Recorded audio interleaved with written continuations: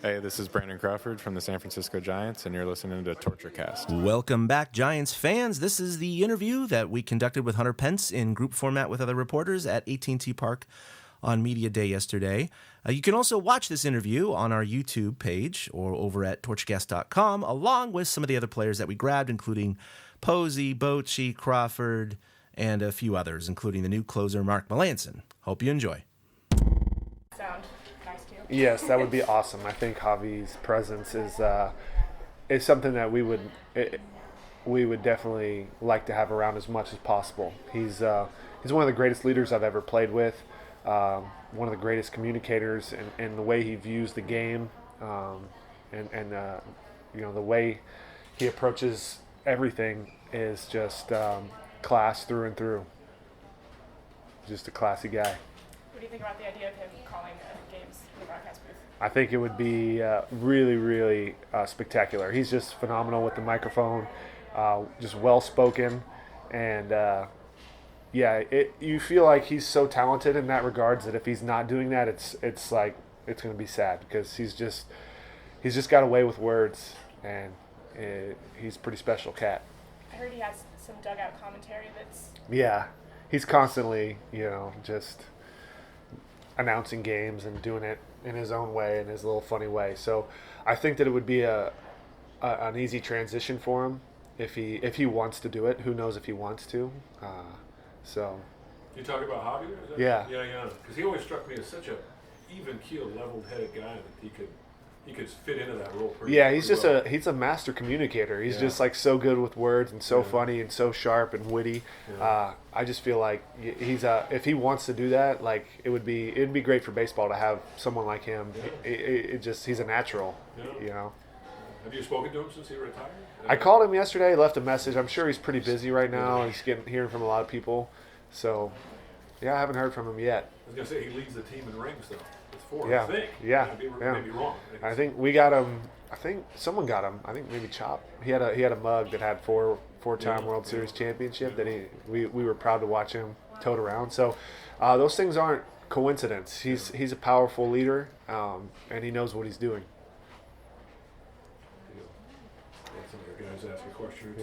Yeah. What's up, guys? Hey, How you good. doing? Congratulations. Good to see you. Yeah. Thank you. Congratulations. Oh, there he is. I didn't even see you back there. So are you going to have Calls Unbelievers on the back of your jersey? I think that was the bet at one point, wasn't it? That was the joke that Alexis likes to. You saw the video she made on that, right? I remember that one, yeah. We even got who is it? Kuiper. Kuiper came on and did a home run call with Kazambellini, Kazambolono. I don't know if you saw it or not. I did see that one. Yeah. That was good. So no, she took Pence. I was going to say, you always seem to have fun. I know it's a game, but that's one thing we've enjoyed is that you never are without some joy in this game. What is that? Just who you are? What you've been like all along?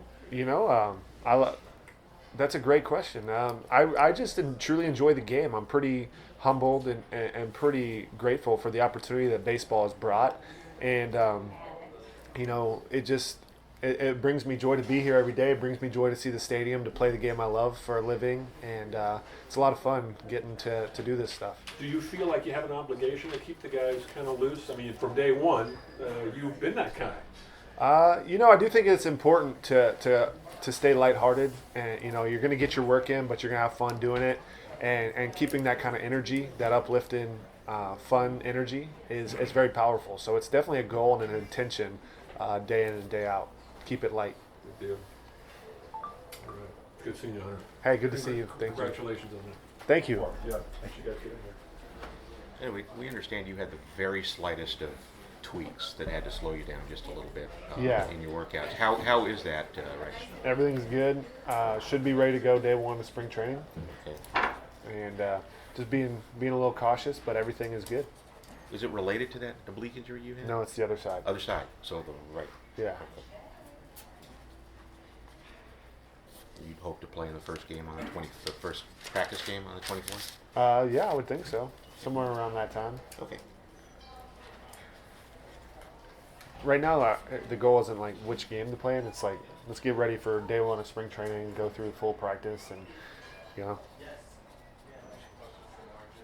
I I know you have the same attitude every day, but is there any extra just coming off the last couple of years, any extra motivation to try to stay out there, try to get back to maybe being the Iron Man?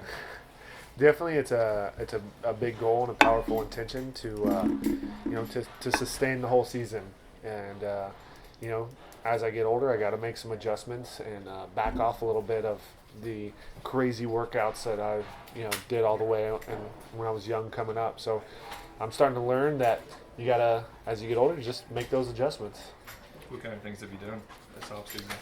Well, once again, I did Pilates and I did a lot more mobility work. So just a whole bunch of stretching, a whole bunch of flexibility stuff, and trying to keep the body all the access, because the strength, my core strength is just there from years and years of working on it. So now it's staying mobile and staying flexible as much as I can.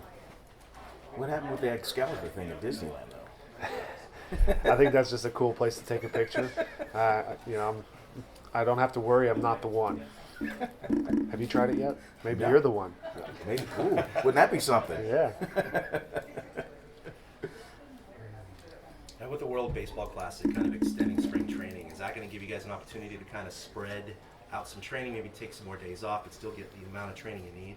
Yeah, absolutely. I think it's a definite tool that you can use to catapult you into the season. I think that's the goal, is to build the momentum and time it just right for being at your peak level of optimum level of success, as Amy Wong says. And try to use it to your advantage, the long spring training. Do you guys get called to participate in the WBC? Is that how it works? Yeah, I think you gotta be asked or whatever. Yeah. So. I know not this year, but yeah, I didn't get asked this year. I wanted to go, but.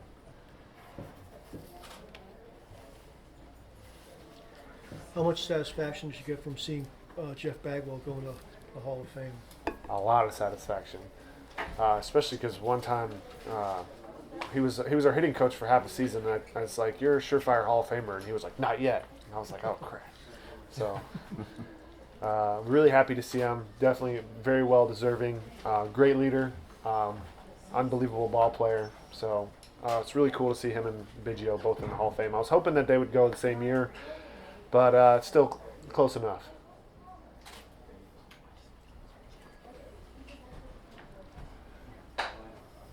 Anyone else?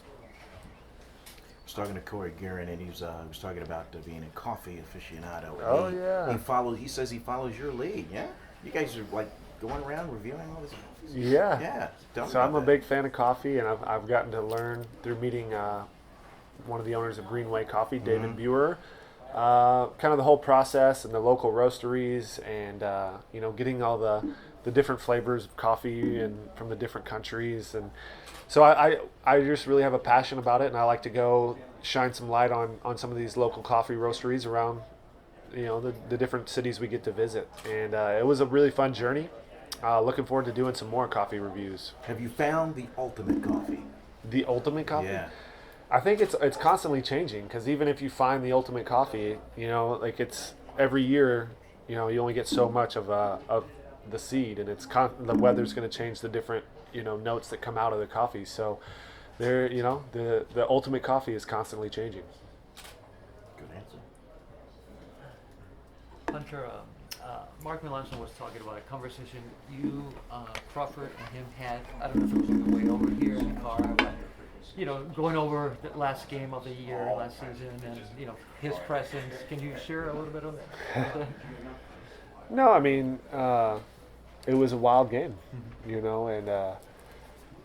go into these things happen. We competed hard, and you got to sometimes tip your cap to the other team. They earned that win. Coming back from 3 runs in the ninth is it's a crazy accomplishment. So sometimes teams are destined, and last year was the Cubs' year. We felt great about our team. Our last 2 weeks in the playoff stint, there was just some spectacular moments, and a lot to build off of, and to really grab and grow into 2017 campaign, and also a lot of the pain of being that close to going to Chicago for a Game 5, having Johnny Cueto on the mound. that pain is something that also fuels a great offseason and charging into the next year.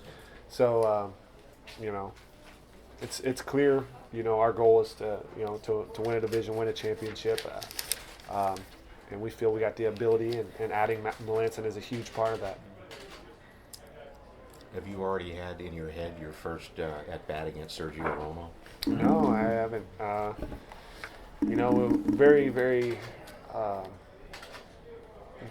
honored to have played with him for so many years. He's like he's like a brother, and we were locker neighbors for all of this time, and been through a lot of ups and downs and some really, really great moments. So, wish nothing but the best for him. Sad to see him go.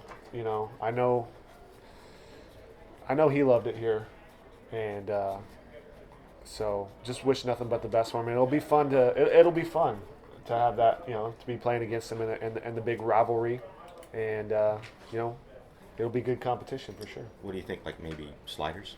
I think there's a chance he throws me sliders.